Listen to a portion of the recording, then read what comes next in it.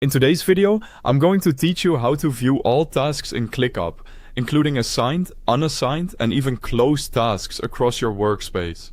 To get started, open ClickUp and go to your workspace. This is the main area where all of your team's work lives. So once you're there, you'll be able to access a complete task overview from one place. Next, open all tasks. You can find this from either the Home sidebar or the Spaces sidebar, depending on how your layout is set up. The All Tasks section is useful because it gathers tasks from your entire workspace into a single view, which makes it much easier to review everything without jumping between different spaces, folders, or lists.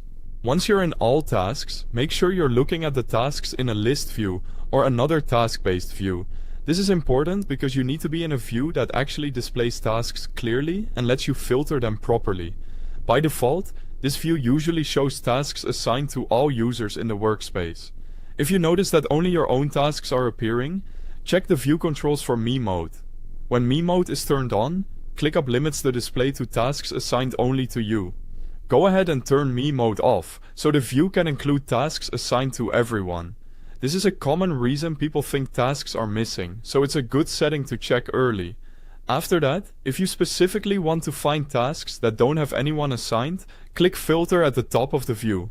Open the Assignee filter, then choose Unassigned. This will narrow the list so you can quickly spot tasks that still need an owner. This can be especially helpful for project cleanup or when you want to make sure nothing gets overlooked. If you want to go back to seeing both assigned and unassigned tasks together, remove the Assignee filter. You can do that by clicking Clear or by removing the selected assignee filter. Once that filter is gone, the view will return to showing the broader task list again. If you also want completed items to appear, open Customize, then go into List Options and enable Show Closed Tasks.